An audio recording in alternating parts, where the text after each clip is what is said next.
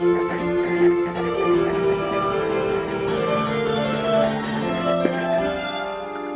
ne louper aucune vidéo, abonnez-vous et activez la cloche.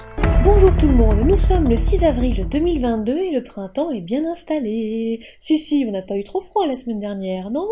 La température dans l'actualité littéraire est plutôt bouillonnante et stressante, surtout que la finaliste du prix des chroniqueurs auto-édition sera bientôt dévoilée. La pression est à 12 barres maritiennes puisque c'est bientôt la fête des chocolats ou des cloches, selon justement le point de vue. Avril, c'est donc le mois du magnésium, des lapins Lindt et des surprises qui coûtent un bras. Par ici les titres.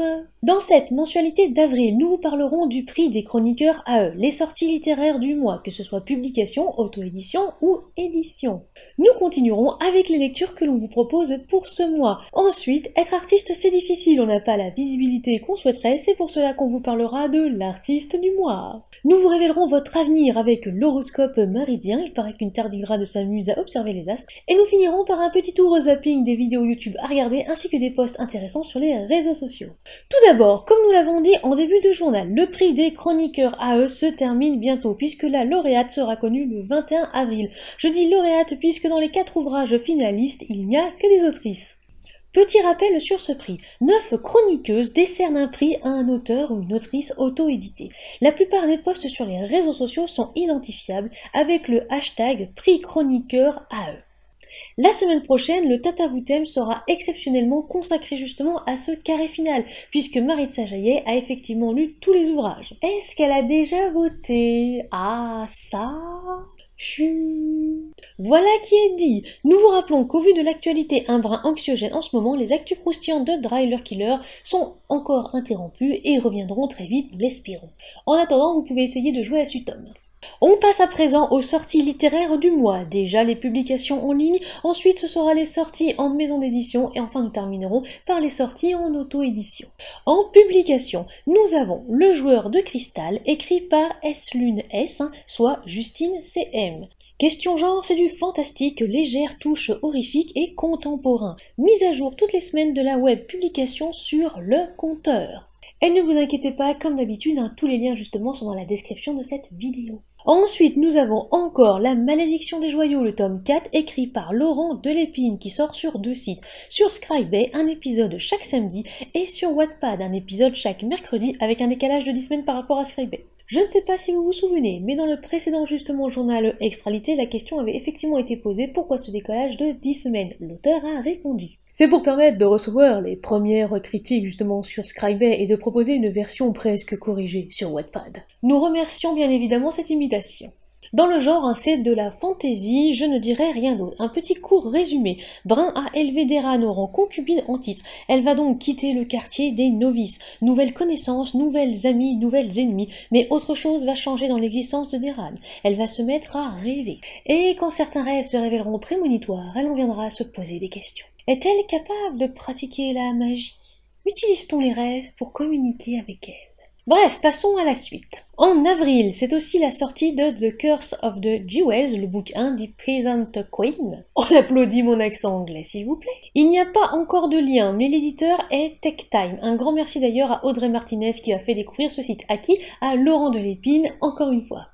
Les 10 premiers chapitres seront publiés sur Wattpad, pas plus pour des raisons éditoriales, au rythme de 1 par semaine le vendredi, soit les chapitres 3, 4, 5, 6, les chapitres 1 et 2 étant déjà publiés en mars. Oui, nous allons passer à quelqu'un d'autre. Nous avons Quod Vitanomicon, ou Micon, je ne sais pas trop comment cela se prononce, l'acte 1, la quête de vérité par R.Hazel. Sur Scribd, au niveau du genre, c'est une mise en abîme multigenre publiée en 2019 et retirée du marché en 2021. Nous poursuivons avec la mise à jour de la publication Fragment, écrit par Mirabel Aurea, dans le genre Urban Fantasy. Publiée en ligne, elle essaye de mettre un chapitre par mois. Le résumé. Ashlyn n'a aucun souvenir de ses 6 premières années, même si certaines bribes essayent parfois de refaire surface. Sa vie, entre guillemets, commence alors qu'elle rencontre un jeune garçon, Archie, dans l'étrange complexe où ils sont enfermés. Tout ce qu'elle sait, c'est qu'elle n'est pas humaine, et... je m'arrête là. À découvrir sur Wattpad et sur son blog.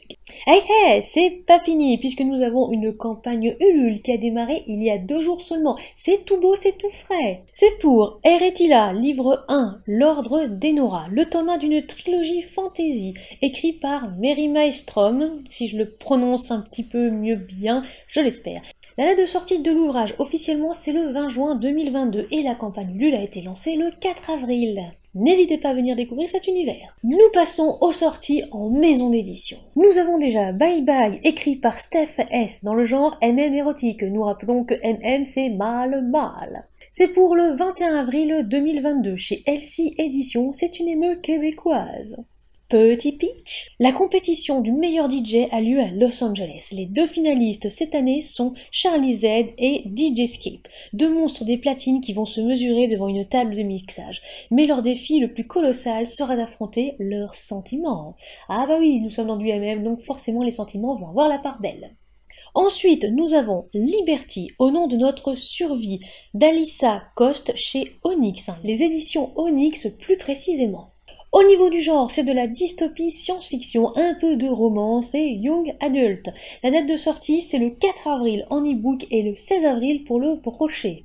Petit pitch. Kayla vit dans un monde où le virus a tout ravagé.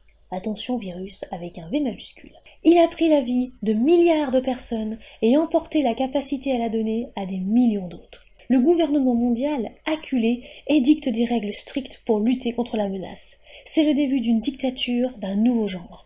Pour la survie de l'humanité, chaque personne a l'obligation de se soumettre au test pour être recensée en tant que fertile ou infertile et marquée selon le résultat. Et je m'arrête là. En plus de cela, je vais vous partager des visuels très intéressants car le 1er avril, c'était l'anniversaire de la maison d'édition et ils ont prévu une promotion sur le site, plus exactement sur les e-books, tout au long du mois. Effectivement, du 1er au 8 avril, un e-book acheté égale un e-book offert et du 9 avril au 30 avril, il y aura moins 40% sur absolument tous les e-books. C'est le moment d'en profiter. En plus, admirez quand même le travail, moi j'adore en tout cas ce visuel. On passe maintenant aux sorties en auto-édition. Nous commençons avec Sacrifice, tome 2, le secret des anciens, à savoir le tome 1, la prophétie oubliée, est sorti le 2 mars dernier. L'autrice s'appelle Anne-Sophie Billet, ou Anne-Sophie Billet, veuillez effectivement me fouetter si je prononce mal votre nom. Au niveau du genre du roman, c'est du fantastique. La sortie est normalement prévue le 6 avril 2022, il est déjà en précommande sur Amazon. Nous poursuivons avec le recueil de nouvelles, Bienvenue à Bar-de-Monciel, par Noélie Solerin. C'est des nouvelles contemporaines. La date de sortie, c'est normalement prévu pour le 1er avril 2022. Version e-book et brochée sur Amazon et il paraît que ce n'était pas un poisson d'avril. Alors, on va vérifier ça. Un petit bout du résumé, allez c'est parti. Cela vous arrive-t-il parfois de vous balader dans un village et de vous demander qui vit dans cette jolie maison? À quoi peut bien penser cette jeune femme qui a l'air mélancolique? Et quelles épreuves est en train de traverser ce couple si fortement enlacé? Moi oui, souvent. Et je m'arrête là, c'est un recueil de 22 nouvelles dispo sur Amazon, je rappelle. Nous poursuivons avec l'ouvrage Petit miracle attendu, soit PMA, écrit par Virginie Wary, son 2e ouvrage qui sort le 21 avril 2022. C'est un roman autobiographique sur le parcours PMA pour avoir ses enfants. Il sera disponible sur Amazon.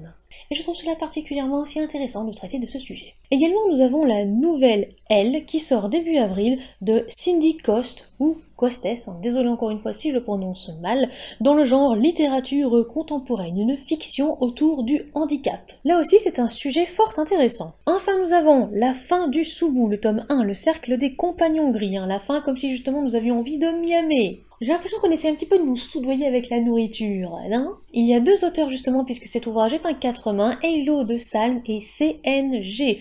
Le genre c'est de la dark fantasy. La sortie étant prévue pour le 1er avril 2022, l'ouvrage est donc déjà en ligne. N'hésitez pas justement à aller voir sur Amazon. Nous poursuivons avec le primo-roman Trajet surprise d'Hélène Lemel, ou Lemesle, désolé si je le prononce encore une fois mal. La date approximative est le 25 avril, plus ou moins 5 jours. Mais de toute manière, en avril, tout le monde le sait, il y a 31 jours. Ceci est justement un clin d'œil à une très chère correctrice, à une maison d'édition que j'adore. Je vous la... Bref, revenons à Trajet surprise, qui est un roman humoristique. Je vais lire quelques petites lignes du résumé. Quand tout va mal, les choses peuvent-elles encore empirer ? Pauvre Marianne, le job dont elle rêve dans cette charmante ville balnéaire ne sera pas pour elle. Bilan des courses, un entretien d'embauche calamiteux avec un type ignoble et un moral au ras des pâquerettes. Abattue, elle rejoint le point de rendez-vous du covoiturage, impatiente de rentrer chez elle et d'oublier cette expérience atroce. Ah, une expérience atroce, on sent un petit peu le petit truc qui va venir. Hein. L'e-book sera publié sur Amazon et le brochet sur Bod. Nous poursuivons avec Signal mort. Dans le genre fantastique, c'est une novella qui sortira en brochet et numérique et qui figurera donc sur la page Amazon de Chaos. Eh oui, puisque Chaos justement en est l'auteur. La date de sortie est prévue pour le 22 avril. Et c'est vrai que Chaos est particulièrement prolifique. Hein. Enfin, pour terminer, par Ciléa, une seconde nouvelle associée aux Brigades du Réveil qui s'intitule Fake News. C'est une grande nouvelle, on est presque proche de la novella apparemment. Elle sortira le 15 avril en e-book et brochée dans le genre SF, donc science-fiction. Quelques petites lignes du résumé. Se taire et subir, ou parler et disparaître. Jusque-là, Benji voyait le monde par le prisme de la propagande du conclave, déversée par Mediastorm. Quand sa mère devient aveugle à la suite de l'implantation de cybercornées défectueuses, Benji décide de chercher réparation auprès des entreprises fautives. Les découvertes qu'il fait alors sur l'alliance des 5 corporations qui gouvernent la ville dessinent une autre image de la société. Et je m'arrête là, évidemment. Ouf, je vais reprendre ma place, il ne faudrait pas que vous ayez peur.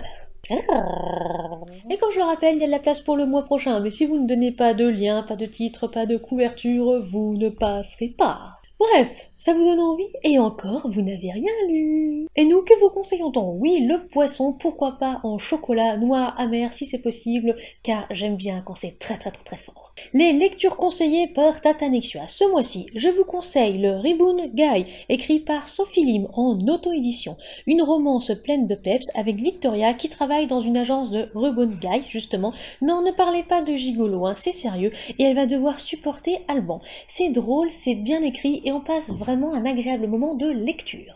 Nous vous proposons également le second tome de la duologie Eldelaran, écrit par Mélodie Or chez l'Alsacienne indépendante. Si vous aimez la fantaisie, le Japon des dragons, c'est totalement fait pour vous. Enfin, nous vous proposons aussi la lecture du tome 1, La forêt corps de bouc, de la saga Le voyage d'Amy chez Nanashi Édition, écrit par Dimitri Olivier. Alors sachez au passage qu'une de nos journalistes a déjà réalisé une chronique vidéo sur cet ouvrage. Il paraît que c'est en fiche épinglé. Baladez un petit peu votre curseur sur l'écran. Nous poursuivons cette édition avec l'artiste du mois, à savoir Franzo Pizarro. Eh bien, c'est à toi. Et j'espère que je prononce extrêmement bien ton nom et prénom. Sinon, je sais, le fouet m'attend. Salut à tous, avant de me présenter et de parler un petit peu de mes projets, je voulais prendre quelques instants pour te remercier Tatanexua, te remercier déjà de m'avoir proposé cette collaboration avec toi pour cette vidéo, ça me touche beaucoup. Tu m'offres une petite visibilité en plus pour le jeune youtubeur que je suis, donc merci. Mais pas que, je voulais aussi te remercier pour tout ce que tu avais fait pour moi jusqu'ici. Ça fait 1 an que je suis sur les réseaux sociaux, notamment YouTube et Instagram. Et c'est vrai que j'ai découvert un petit peu les réseaux sociaux et le monde de l'édition grâce à tes vidéos. Je te l'ai déjà dit, mais c'est grâce à toi, entre autres, que j'ai pu en apprendre autant sur les démarches à faire quand on essaie de publier son roman, que ce soit en auto-édition ou en maison d'édition. J'ai appris énormément d'informations grâce à tes vidéos. Donc merci pour ton travail, merci d'avoir été là pour moi. Et merci aussi d'avoir pris le temps de me répondre, que ce soit en commentaire sous tes vidéos YouTube, sur mes vidéos YouTube, sur Instagram, etc. J'apprécie énormément la disponibilité que tu offres aux gens, qu'ils aient des petits comptes, des moyens comptes ou des gros comptes. Tu es toujours là pour parler avec les gens et c'est extrêmement à ton honneur. J'insiste vraiment, tu es une personne géniale qui me tarde de rencontrer en vrai. Donc merci pour tout ça, merci pour tes conseils, pour tes vidéos, de m'offrir, comme je le disais, cette chance d'apparaître dans ta future vidéo. Et je tenais aussi à te remercier pour ton super travail de bêta lectrice que tu as fait pour mon roman. Mais on en reparlera un petit peu plus tard dans la vidéo. Bref, je te fais un gros bisou et puis je te dis encore 1000 merci. Pour en revenir un petit peu à moi et me présenter du coup, pour ceux qui regardent cette vidéo de Tatanexua, sachez que je m'appelle Franzo Pizarro. Je suis plus connu sous le pseudo Canal Franzo sur les réseaux sociaux, notamment YouTube et Instagram. C'est sur ces 2 réseaux que je suis le plus actif. YouTube qui est une chaîne avant tout littéraire où toutes les semaines j'essaie de chroniquer un ouvrage que j'ai lu. Je peux parler de romans hyper connus comme des romans de J.K. Rowling, de Stephen King, etc. Des derniers prix Goncourt également. Mais je peux aussi parler de livres qui le sont moins, comme des livres d'auteurs auto-édités. et je parle vraiment de beaucoup de genres différents. Je peux parler de romance, de science-fiction, de fantasy, de fantastique, de contemporain. Je lis absolument de tout. Ce qui fait du coup, je pense que ma chaîne est un petit peu différente par rapport aux autres, puisque je m'attarde que sur un livre par semaine et j'essaie vraiment de vous montrer ce que j'en ai pensé, quels étaient les points forts et parfois aussi les points faibles.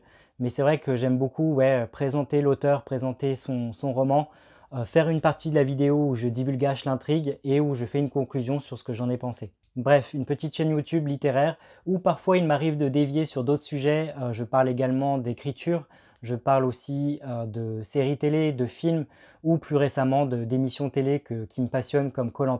Comme je le disais, vous pouvez aussi me retrouver sur Instagram où je parle essentiellement cette fois d'écriture et de lecture. Vous pourrez retrouver mes chroniques littéraires, retrouver un petit peu mon actualité également. D'ailleurs, en parlant de mon actualité, en parlant de tout ça, je vous invite à aller directement sur mon site internet pour retrouver toutes les infos me concernant, www.canal-frenzo.com. C'est vraiment tout nouveau comme site internet, mais il regroupe vraiment toutes les informations essentielles me concernant, que ce soit mes projets YouTube, mes projets écriture, mes projets bêta lecture, enfin il y a vraiment de tout, donc n'hésitez pas à aller faire un petit tour sur mon site. Concernant mes projets littéraires, je suis l'auteur d'un témoignage qui s'appelle Dans l'ombre des jasmins et qui va être publié aux éditions du Saule, une petite maison d'édition à compte d'éditeur qui est toute récente et je n'ai pas encore la date de parution au moment de tourner cette vidéo, mais je sais qu'il devrait sortir en mai ou en juin normalement si tout va bien, donc j'ai hâte. L'illustration que vous voyez actuellement à l'écran, ce n'est pas celle qui servira à la couverture de mon roman final, c'était la couverture que j'avais choisie pour m'auto-éditer, sauf que au dernier moment, alors que j'allais me lancer en auto-édition, j'ai reçu un contrat de cette petite maison d'édition, des éditions du Saule, ce qui fait que ça a stoppé un petit peu mes projets par rapport à l'auto-édition, ce qui fait aussi que cette couverture ne sera pas gardée du coup par ma maison d'édition. Ma maison d'édition ont leur propre interprétation de mon histoire dans l'ombre des jasmins, et donc ont leur propre interprétation visuelle, et vont me proposer très prochainement leur couverture que j'ai hâte de découvrir et de partager avec vous. Pour faire simple, concernant Dans l'ombre des jasmins, c'est un témoignage autobiographique du coup qui parle de mon expérience en maison de retraite quand j'étais étudiant et que je travaillais en même temps. J'y raconte à travers les yeux d'un personnage qui s'appelle Elliot, l'expérience que moi j'ai vécue plusieurs années consécutives pendant les vacances quand je travaillais en maison de retraite. Et je fais partager mon expérience à travers les yeux de ce personnage Elliot qui va découvrir pour la première fois le monde du travail avec un regard innocent et nouveau, et se confronter à la dure réalité de certaines entreprises comme celle des maisons de retraite. Et il va lui arriver tout un tas de situations assez cauchemardesques qu'il va avoir du mal à assumer et à supporter. Et tout ce qu'il va vivre, ce sont mes propres expériences à moi qui me sont réellement arrivées dans le monde réel et dont j'avais besoin de parler comme une sorte d'exutoire entre guillemets. Alors c'est assez comique niveau timing puisque en ce moment on n'arrête pas de parler des scandales dans les EHPAD, notamment avec Orpea. Ce qu'il faut savoir, c'est que moi, j'ai connu ça bien avant que les scandales explosent. Ce qui se passe au sein des maisons de retraite, les choses horribles qui arrivent là-bas, ça date pas d'hier, ça date... moi, mon histoire, elle a plus de 15 ans. Donc vous voyez, ça n'a pas changé en 15 ans. C'est bien que les gens finissent par en parler, que les langues se délient, mais c'est pas quelque chose de nouveau. Donc quand j'ai vu que je m'apprêtais à sortir cette histoire et qu'en ce moment, on n'arrête pas d'en parler, y compris avec le roman Les Fossoyeurs, je me suis dit, ah oui, j'arrive en plein milieu du truc, avec mon petit roman qui a failli être auto-édité, mais je m'en fiche en fait, parce que du coup c'est important d'en parler, c'est important de dire ce qui ne va pas, un peu à la manière des mouvements MeToo, etc. Il faut dénoncer ce genre de choses, et j'espère avec ma petite contribution arriver à procurer au lecteur un sentiment de révolte et aussi un sentiment de se dire qu'il ne faut pas se laisser faire, et j'espère aussi que cette expérience-là, elle servira à d'autres personnes qui débutent dans le milieu du travail ou même qui débutent pas mais qui ont du mal à faire leurs armes. C'est vraiment pour ça que j'ai écrit ce témoignage, pour aider les gens, que ce soit les personnes âgées ou les gens qui se sentent mal sur leur milieu de travail, que ce soit en maison de retraite ou ailleurs, hein, peu importe.